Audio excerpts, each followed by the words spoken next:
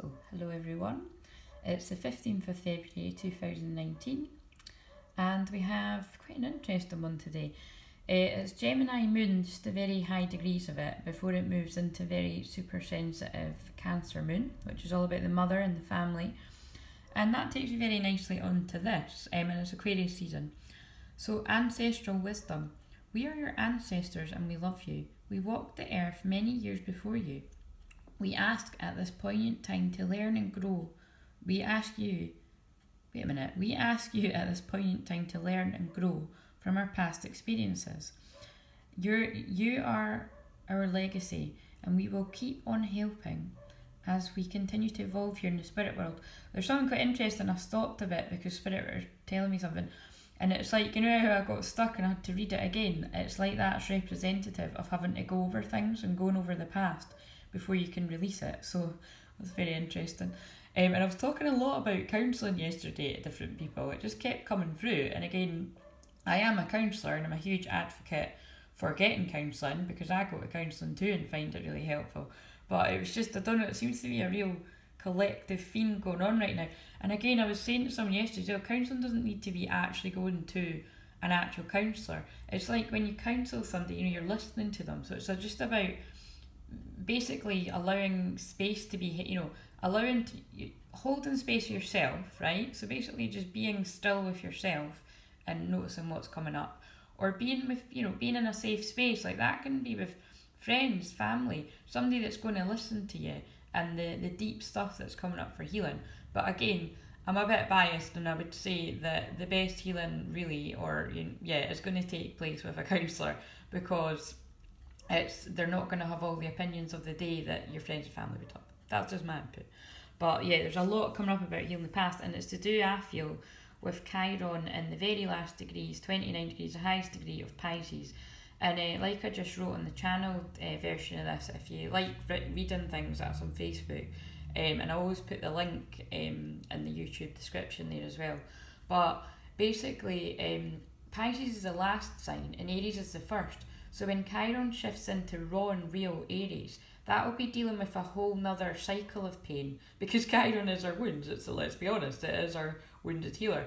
So it's like we're dealing with a lot of like what this card saying, ancestral healing, like generational healing, all that kind of stuff. So it's like you're facing your own past pain, like childhood pain, or just childhood stuff, and we've all got it. It's just kind of like it's the past is healing the past, but then it's like but I feel it's a big deal because we're really clearing up like huge cycles, because Chiron stays in I think Chiron stays in different signs for different periods of time, a bit random. But Aries and Pisces, it's about 8 or 9 years. So I believe we've been in Pisces for 8 or 9 years, doing a lot of like say clearing karma, like of the past, and family healing, ancestral stuff. And now it's about like it's a fresh new beginning in Aries. But again, it is going to be, Aries is the identity, it's who you are, it's the I am. So that's going to bring up a whole load of new stuff for, like I say, I'm sure it's like 8 or 9 years. But it's needed, because we've done what needs to be done in Chiron and Pisces, is what I'm saying. And again, I'm like, a lot of the time my ego's like, what the fuck am I saying here? But it's just coming out, and it makes sense to me. So anyway, but I'm channeling. So, and then it moves us on to share the love. And this card came up yesterday for a client, so that's really interesting. I always love when there's synchronicity like that, because I've got like, a ridiculous amount of decks, and it's like out of all the cards I could have chosen, it's just weird that I've chosen one that I used last night. But it says, rivers of love flow within you, and others may benefit from this healing energy. Be mindful of each word that passes your lips. What I feel with this card is it's about, be really mindful about how you speak to yourself in your head. I think we've all got a monkey mind chatter, but some of our, voices in our heads can be a lot more cruel to ourselves than others. And that takes, it can take practice, it can take daily self-love, I think, to really remind yourself to not be so bloody hard on yourself. So I'm talking about, like, if you make a mistake and you're like, oh God, you're so stupid, or what an idiot. But, I've been around people that actually say that out loud as well, and see once, and once you've reached a level of healing where or more so I suppose because I'm trained in counselling, it's like when you recognise how much somebody says that out loud all the time, it can be, I find it anyway, it can really hurt my heart. It's like, oh, stop being so horrible to yourself. But it's just about, and you know, I can do it too. I've never really been one to say, oh, don't be so stupid out loud, but like, I say it, I think I would be one for saying sorry in the past quite a lot. Be like, oh, sorry. Like, that's another one. Always feeling like you have to apologise. Almost like you're apologising for your existence. Like, I'm sure we all know somebody that says sorry all the time. It's like, if you haven't even done anything, why are you saying sorry? It's just kind of being in a bit of a state of panic all the time. But whatever it is, it's just about, you know, when we all talk about self-love all the time, and obviously that is really the key thing about my work. If you take anything from it, it's about self-love.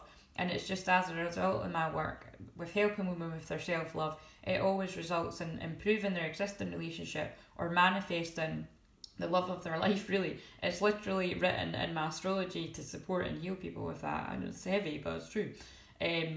But it's that kind of thing where, you know, like if self-love is a big task for you right now, just practice with being a little bit kinder to yourself every day, and it'll mount up. You don't need to do everything huge overnight. It's just about self-love and self-acceptance. Just accept where you are right now. Like, everything's unfolding the way it's meant to, and you're perfect right now. Just be a little kinder to yourself.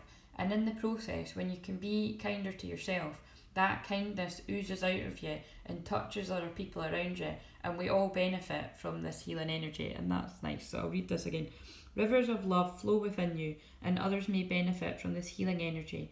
Be mindful of each word that passes your lips. Oh, I've just realised something. I might add that into the post. Because Mercury, the planet of communication, is in loving, beautiful Pisces, and Chiron is in the last of Pisces, that's a really lovely combination, because it's all about unconditional love, and it's why I'm talking like this and mentioning love a lot. But it's also, it's confusion, it's illusion, and it's also, remember, Pisces is your deepest fears. So again, there's a mixture of beautiful, lovely, healing, mystical Pisces, spiritual healing energy, but a lot of fear arising as well. So you have to give yourself a lot of love, and be present in the now moment. And again, we'll be in Cancer Moon very soon, so that's all about mothering yourself, mothering others, self-love, care, healing, and really wanting to be at home in your shell. So I hope you have a lovely Cancer Moon mostly weekend, and remember, we've got the full moon in Virgo coming up very soon as well, where I run my full moon workshops. If anybody is interested in that, you can message me. See you later.